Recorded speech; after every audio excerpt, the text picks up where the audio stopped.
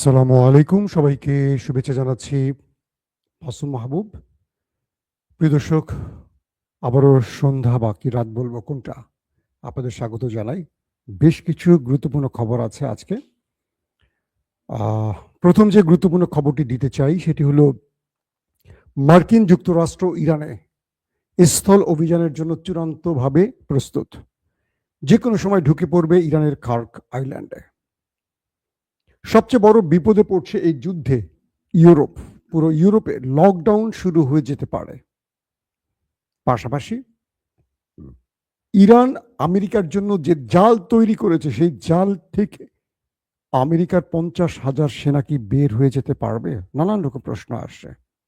অন্যদিকে ইরানের ভেতরে ইরানের পাওয়ার প্ল্যান্টে ব্যাপক অ্যাটাক করেছে আমেরিকা, ইসরায়েল।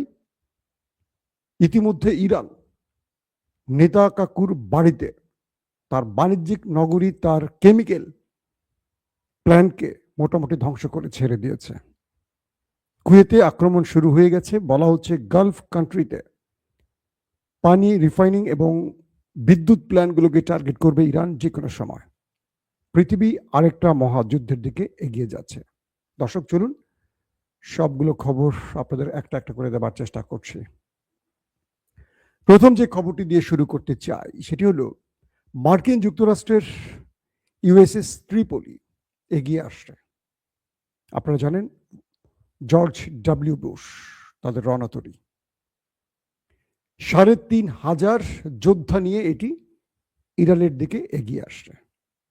প্রথমে আব্রাহাম লিঙ্কন এগিয়ে এসেছিল। ইরান পিটিয়ে সেটাকে গ্রিস বন্দরে পাঠিয়ে দিয়েছে। এর পরেরটা আসে জেরার্ড আর ফোর্ড, সেটিও ইরানের পিটুনি খেয়ে চলে গেছে ক্রোয়েশিয়া বন্দরে। এই দুটো পৃথিবীর সবচেয়ে বৃহৎ রণতরী এই মুহূর্তে চিকিৎসাধীন আছে। ডাক্তাররা তাদের চিকিৎসা করছে, কারণ তাদেরকে মোটামুটি লন্ডভন্ড করে দিয়েছে ইরান। আমরা বলেছিলাম যুদ্ধের আগেই ইরানের টার্গেট হবে রণতরী দুটোকে আঘাত করা, এবং ইরান সফলভাবে সেটিকে আঘাত করতে পেরেছে, এবং দুটোই যে বীর দর্পে এসেছিল অবশেষে পালিয়ে গেছে ভিলেনের মতো মুখ লুকিয়ে। এটি আমেরিকার জন্য অনেক বড় লজ্জার। পরবর্তী আমেরিকা তাদের আরেকটি রণতরী জর্জ ডব্লিউ বুশ পাঠিয়েছে ইরানের উদ্দেশ্যে।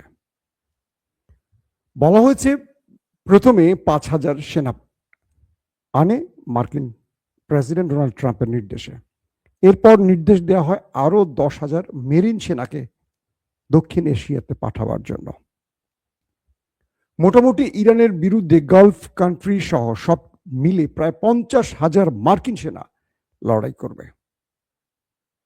ডোনাল্ড ট্রাম্পের এই মুহূর্তে মূল টার্গেট তিনটি। এক, খার্ক আইল্যান্ড দখল করে ইরানের তেল লুট করা, অর্থাৎ ইরানের তেল দখল করা প্রথম। দ্বিতীয় টার্গেট ইরানের নিউক্লিয়ার যে ইউরেনিয়াম 480 কেজি ইউরেনিয়াম ইরান সংগ্রহ করেছিল, যেটা দিয়ে পারমাণবিক বোমা তৈরি সম্ভব, সেটাকে লুট করা। দুটো কারণ বলেছি, আর একটা কারণ আছে। বলেন সেটা কি হতে পারে? হরমুজ প্রণালীর দখল নেয়া, অর্থাৎ ইরানের কন্ট্রোল থেকে হরমুজ প্রণালী মার্কিন যুক্তরাষ্ট্র তার নিজের কন্ট্রোলে নেবে। মূলত এই তিনটি টার্গেট নিয়ে আমেরিকা এই যুদ্ধে নামছে এখন। খার্ক আইল্যান্ড নিয়ে ইরান তার পুরো পরিকল্পনা তৈরি করে ফেলেছে। ইরান তার 10 লক্ষ সেনাকে প্রস্তুত করেছে, এবং এই 10 লক্ষের মধ্যে স্পেশাল কমান্ডো বাহিনীকে প্রস্তুত করেছে, যারা মার্কিন সেনাদেরকে তাদের ঠিকানায় পাঠাবে। এর মধ্যে দেশের ভেতরে যাতে কোনো প্রকার সরকার বিরোধী আন্দোলন না হয়, সেটাকে দমনের জন্য একটা ডিপার্টমেন্ট বা একটা ব্রিগেড কাজ করবে। পাশাপাশি সীমান্ত দিয়ে মার্কিন ইসরায়েলি মদতপুষ্ট কুর্দি বা আরো অন্যান্য বিচ্ছিন্নতাবাদীরা যেন আসতে না পারে সেটা মোকাবেলা করবে। প্রশ্ন হলো, ডোনাল্ড ট্রাম্প আফগানে যখন প্রবেশ করেছিলেন অল্প কিছু সেনা নিয়ে, তারপর 20 বছর থেকেছেন, আস্তে আস্তে সেনার সংখ্যা বাড়িয়েছেন। তার প্রথম টার্গেট ইরানে তিনি 10,000 সেনা নিয়ে ঢুকবেন, আশপাশে গালফ কান্ট্রিতে যে আরো 40,000 মোট 50,000 সেনা রয়েছে তাদেরকে দিয়ে তিনি ইরানের গুরুত্বপূর্ণ জায়গা দখল করবেন। আর ইরানের টার্গেট হলো যারা ইরানে আসবে তাদেরকে বিনা টিকিটে উপরে পাঠানো। তো ইরান তার পুরো পরিকল্পনা সাজিয়েছে। মার্কিন সামরিকবিদরা বলছেন যে তারা ডোনাল্ড ট্রাম্পকে বারবারই ইরানের বিরুদ্ধে যুদ্ধ করতে নিষেধ করছেন, কারণ আমেরিকা আফগানে 20 বছরে কিছু অর্জন করতে পারেনি। আর এটি হলো ইরান, যারা এ পর্যন্ত একা লড়াই করে দুটো পরাশক্তি, কি বলবো, আমি ইসরায়েলকেও পরাশক্তি বলতে চাই, কারণ পৃথিবীর সবচেয়ে পাওয়ারফুল এই মুহূর্তে তারা, সব কন্ট্রোল তাদের হাতে। আমেরিকার প্রেসিডেন্ট কি তারা নাকে দড়ি দিয়ে ঘোরায়, তাহলে তারা তো পরাশক্তি হতেই পারে।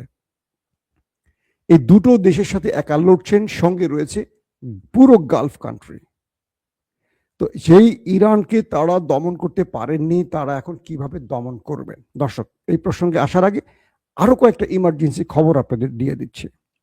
সেটা হলো কাতারের সাথে ইরানের একটা নীরব সমঝোতার আভাস মিলছে। আমি কনফার্ম না, কোনো তথ্য আসেনি, কিন্তু আমার নিউজ চিন্তাটা বলছে যে এরকম একটা, কারণ বিগত কয়েকদিন ধরে আমরা দেখছি যে ইরান কাতারে কোনো অ্যাটাক করছে না। আবার কাতারের মন্ত্রীরা স্পষ্ট বলেছেন, ইরান আমাদের বন্ধু, আমরা যুগের পর যুগ, শত বছর ধরে পাশাপাশি আছি এবং ইরান আমাদের জন্য হুমকি নয়। কে বলছে? কাতার। এরপর থেকে আমরা ইরানকে দেখেছি কাতারে কোনো আক্রমণ করছে না। কিন্তু কালকে রাতে ইরানের পাওয়ার প্ল্যান্টগুলোতে টার্গেট করে হিট করেছে আমেরিকা, ইসরায়েল। ব্যাপক হিট হয়েছে। ইরান বলেছিল পাওয়ার প্ল্যান্ট তাদের রেড লাইন, মনে আছে আপনাদের? আমেরিকার উদ্দেশ্য করে আমেরিকার ডোনাল্ড ট্রাম্প যখন বলেছিলেন পাওয়ার প্ল্যান্টে হিট করবেন, তখন ইরান বলেছিল এটা আমাদের রেড লাইন। যদি আমাদের পাওয়ার প্ল্যান্টে হিট হয় তাহলে আমরা শত্রুর পাওয়ার প্ল্যান্ট ধ্বংস করব। এরপর আমরা দেখছি আমেরিকার প্রেসিডেন্ট তিনি সিদ্ধান্ত পরিবর্তন করে সরে গেছিলেন। অবশেষে তথ্য এসছে যে ইরানের ভেতরে রাতে ব্যাপক অ্যাটাক হয়েছে পাওয়ার প্ল্যান্ট টার্গেট করে। বিভিন্ন শহরের বিদ্যুৎ বন্ধ হয়ে যায়, পরবর্তী বিকল্প পন্থা সেই বিদ্যুৎ আবার অন হয়। ইরানের ভেতর থেকে কয়েকটি সূত্র বিষয়টি স্বীকারও করেছে। ইতিমধ্যে ইরান শত্রুর মানে হাইফাতে, নেতাকাকুর বাণিজ্যিক নগরী হাইফার বাণিজ্যিক নগরী যে অঞ্চলটাকে আমরা বলছি, সেখানে ব্যাপক মিসাইল অ্যাটাক করেছে। আজ সকালে বলেছি তাদের কেমিক্যাল যে গোডাউন বলবো না, কেমিক্যাল প্ল্যান্ট বলবো, সেখানে অ্যাটাক করেছে, সেখানে দাউ দাউ করে আগুন জ্বলেছে। বলা হচ্ছে নেতাকাকুর বাড়িতে যে মিসাইলগুলো এখন মারছে, 100% মিসাইল মারলে 20%ও তারা ইন্টারসেপ্ট করতে পারছে না। এবং তাদের বাণিজ্যিক নগরীর গুরুত্বপূর্ণ জায়গাগুলোকে ধ্বংস করে দেয়া হয়েছে। ইরান নিজে দাবি করেছে এ যাবৎ কালের সবচেয়ে বড় হামলা তারা করেছে। এর মধ্যে মোসাদ এবং সেনাবাহিনী, আইডিএফ, তাদের মূল কেন্দ্রগুলোকে আঘাত করে জয় বাংলা করে দিয়েছে ইরান। তো এই পরিস্থিতিতে গুরুত্বপূর্ণ কয়েকটি খবর এসছে এরকম যে কাতারের পানি শোধনাগার বা পানি রিফাইনিং যেখান থেকে করা হয়, তারা তো সমুদ্রের পানি খায়, তাদের আমাদের মতো মাটি ফুঁড়ে পাইপ দিয়ে পানি বেরোয় না। তো কাতারের সেই পানি শোধনাগারে হিট করেছে ইরান, এবং ইরান ঘোষণা দিয়েছে পুরো গালফ কান্ট্রির বিদ্যুৎ প্ল্যান্টগুলোকে ধ্বংস করতে যাচ্ছে তারা শীঘ্রই। তার মানে আমেরিকা ইরানের পাওয়ার প্ল্যান্ট হিট করার পরপরই ইতিমধ্যে নেতাকাকুর বাড়িতে হিট হয়ে গেছে, ইতিমধ্যে কুয়েতেও হিট হয়ে গেছে। এখন বাহরাইন, জর্ডান, সৌদি আরব আমিরাতের মতো যে গালফ কান্ট্রিগুলো আছে সেখানে ইরানের নজর। হয়তো এই লাইভটি শেষ করার পর নেক্সট লাইভে আপনাদের আমাদের খবর দিতেও হতে পারে যে আরবের পাওয়ার প্ল্যান্টগুলোকে ধ্বংস করে অন্ধকার করে দিয়েছে পুরো আরবকে। অর্থাৎ ইরান এখন তার মূল টার্গেট, অর্থাৎ ইরানের যে কেন্দ্রগুলোতে হিট হয়েছে ইরান শত্রু, সেই কেন্দ্রগুলোকে এখন ধ্বংস করতে যাচ্ছে। এটা ইরানের ঘোষণা চলে এসেছে।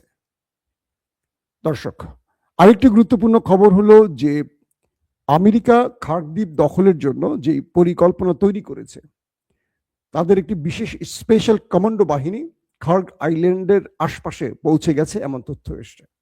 আপনারা জানেন যে গত দুদিন আগে খার্ক দ্বীপের উদ্দেশ্যে মার্কিনীদের বিশাল একটি সেনাবহর নৌযানে করে এগিয়ে আসে, এবং ইরান সেই বহরে মিসাইল ড্রোন অ্যাটাক চালিয়ে 400 জনকে ওপারে পাঠিয়ে দিয়েছিল, যেটি ওয়াল স্ট্রিট জার্নালও প্রকাশ করেছে। এখন এই মুহূর্তে যেই অবস্থাটা তৈরি হচ্ছে, আমেরিকা যে বুটস অফ দ্য গ্রাউন্ড তৈরি করছে, মার্কিন যুক্তরাষ্ট্রের সেনাদের জন্য এটি একটি কফিনে রূপ নিতে পারে। কিরকম সেই ব্যাখ্যাটা একটু আপনাদের তুলে ধরার চেষ্টা করছি।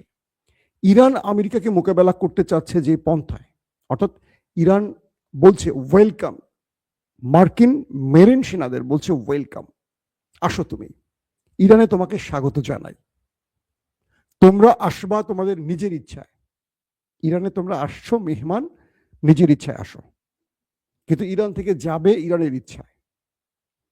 এখন আমেরিকার মূল টার্গেট খার্ক আইল্যান্ড দখল করে ইরানের তেলটা তাদের দখলে নেবে এবং হরমুজ প্রণালী ওপেন করে দিয়ে পুরো বিশ্ববাজারের তেলকে অবাধ যাত্রার সুযোগ করে দেবে। কারণ এই তেল এখন তৃতীয় বিশ্বযুদ্ধের মূল হাতিয়ার হয়ে গেছে। ইরান এই মুহূর্তে যে পলিসিটি হাতে নিয়েছে সেটি হলো, ইরান যেটি বললাম বুটস অন দ্য গ্রাউন্ড, অর্থাৎ পারস্য সাগরের আশপাশে তারা ব্যাপক মাইন পুঁতে রাখছে। তো এই মাইন পুঁতে রেখে এমন ভাবে তারা শত্রুর জন্য ফাঁদ তৈরি করেছে, এমন ভাবে ফাঁদ তৈরি করেছে যে ফাঁদে মার্কিনীরা পাড়া দিয়ে চোরাবালিতে আটকে যেতে পারে। স্বয়ং ইসরায়েলের প্রধানমন্ত্রী বলেছেন, আমরা ইরানে কোনো সেনা পাঠাবো না, কারণ আমরা মুস্তফা বাহিনীর ধোলাই খেয়ে নিজেরাই এখন ব্যাকুল হয়ে আছি। আমেরিকা যখন তার নিজেদের সেনা নিয়ে আমেরিকায় প্রবেশ করতে চাইছে, ইরানে প্রবেশ করতে চাইছে, তখন ইসরায়েল বলছে তারা ইরানে কোনো সেনা পাঠাবে না, কারণ একদিক থেকে হুতিরা ধোলাই চালাচ্ছে, একদিকে হিজবু বাহিনীরা ধোলাই চালাচ্ছে, আরেকদিক তো ইরান মারছে কন্টিনিউ প্রসেসে। এখন আমেরিকাকে ইউরোপ কোনো সেনা দিচ্ছে না, সহযোগিতা দিচ্ছে না, বরং ইউরোপ আমেরিকাকে বলে দিয়েছে যে তুমি পুরো পৃথিবীকে অস্থির করে ফেলেছ, এই মুহূর্তে গ্যাস তেল ইউরোপে যাচ্ছে না, ইউরোপ পুরো লকডাউন হয়ে যাচ্ছে 2020 সালের মতো, করোনার সময়টি আপনাদের মনে আছে হয়তো। তারা এখন গাড়ি কম চালাবে, শিডিউল করতেছে তারা কয় ঘন্টা গাড়ি চালাবে, কয় ঘন্টা কারখানা চালু রাখবে, কিভাবে যেটুকু গ্যাস তেল আছে এইটুকুকে ব্যবহার করে তাদের কারখানাগুলোকে চালু রাখবে, সেই রকম শিডিউল তৈরি হচ্ছে। পুরো ইউরোপ এখন লকডাউনের কথা ভাবছে। বুঝতে পারছেন পৃথিবী কোন দিকে যাচ্ছে? তো এই পরিস্থিতিতে ইরানের দুর্দান্ত কিছু পরিকল্পনা আমেরিকাকে টেনশনে ফেলে দিচ্ছে। আর ট্রাম্পের সামনে আর কোনো পথ খোলা নেই। একদিকে 1 কোটি মানুষ সড়কে ট্রাম্পের বিরুদ্ধে, তারা বলছে ট্রাম্প তুমি ঘরে যাও, তুমি ঘরে যাও, তুমি এই দেশকে ধ্বংস করে ফেলছো। এখন ট্রাম্প চাইছে যে কোনো একটা বিজয় দিয়ে এই যুদ্ধের ইতি টানতে। তিনি যদি খার্ক আইল্যান্ড দখল করতে পারেন এবং এটা দিয়ে তিনি এই বিজয়টি প্রকাশ করে যুদ্ধ শেষ করতে চান, কিন্তু খার্ক আইল্যান্ডে আমেরিকা পা রাখা মানে দীর্ঘ যুদ্ধের প্রস্তুতি। ইরান এইটার আশপাশে পারস্য সাগর জুড়ে ব্যাপক মাইন পুঁতে রেখেছে। 2 নম্বর, ইরান তার একটা বিশেষ মানে কি বলবো মিসাইল বা ড্রোন গ্রুপকে এই দ্বীপটির আশপাশে প্রস্তুত করেছে। মার্কিন সেনারা প্রবেশের সঙ্গে বৃষ্টির মধ্যে এখানে অ্যাটাক চলবে, প্রয়োজনে পুরো দ্বীপটাই ইরান জ্বালিয়ে দেবে, কিন্তু মার্কিনীদের এখানে 10 সেকেন্ড দাঁড়িয়ে থাকতে দেবে না। এটা হলো ইরানের চিন্তা। পাশাপাশি ইরান এইটাকে নিয়ে এমন ভাবে পরিকল্পনা তৈরি করেছে যে এখানে মার্কিনীরা এসে খুব কম ফিরে যেতে পারবে। তাই মার্কিন বা পেন্টাগন প্রশাসনকে বলছে, মানে তাদের সামরিক হেডকোয়ার্টার পেন্টাগন বলছে ট্রাম্পকে এই বিষয়টিকে আরো মূল্যায়ন করতে, কিন্তু ট্রাম্পের পথ একটাই খোলা, খার্ক আইল্যান্ড দখল করে তার বিজয় নিশ্চিত করা। কিন্তু খার্ক আইল্যান্ড দখল করে এই দখল ধরে রাখা ট্রাম্পের জন্য কতটা ক্ষতিকর এটা আমি পূর্বে বলেছি, আজকে নতুন করে বলছি যে ইরান একটি রাষ্ট্র থেকে প্রায় 8-10টি রাষ্ট্রকে নিয়মিত মারছে। সে ইরান ছোট্ট খার্ক আইল্যান্ডকে ডুবিয়ে দিতে কয়েক সেকেন্ড সময় নেবে না। 2 নম্বর, যে ইরানের ইউরেনিয়াম আমেরিকার দ্বিতীয় টার্গেট, ফোর্দো যে পারমাণবিক প্রকল্প, সেখান থেকে যে ইউরেনিয়ামটা হঠাৎ করে গায়েব হয়ে গেছে, এটা এখন আমেরিকার মূল টার্গেট।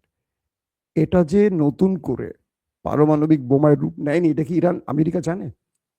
ইতিমধ্যে ইরান তারা বলেছে IAEA এর যে গ্রুপটি, আন্তর্জাতিক যে পারমাণবিক গবেষণার যে গ্রুপটি জাতিসংঘ কর্তৃক, সেই গ্রুপটিকে ইরান নিষিদ্ধ করে দিয়েছে। ইরান বলছে যে আমরা এই চুক্তি থেকে বেরিয়ে গেছি, আমাদের আন্তর্জাতিক পারমাণবিক বা নিউক্লিয়ার প্রজেক্টের যে চুক্তি, সেই চুক্তি আমরা আর কন্টিনিউ রাখবো না, এখান থেকে আমরা সরে গেছি। তার মানে ইরান পারমাণবিক তৈরির দিকে এগুচ্ছে। তারা বলছে যে এই গ্রুপটি, IAEA এর যে সদস্যরা, তারা আমেরিকা ইসরায়েলের হয়ে গুপ্তচর বৃত্তি করছে ইরানের বিরুদ্ধে। তো সবকিছু মিলে এটা একদম স্পষ্ট হয়ে গেছে যে ইরান আমেরিকার জন্য যে ফাঁদ পেতেছে, আমার কেন জানি মনে হচ্ছে ডোনাল্ড ট্রাম্প সেই চোরাবালিতে পা দিতে যাচ্ছে। প্রিয় দর্শক, রাত 11টা থেকে 12টায় আবারও হাজির হওয়ার চেষ্টা করব। সে পর্যন্ত প্রত্যেকে ভালো থাকবেন। আল্লাহ হাফেজ।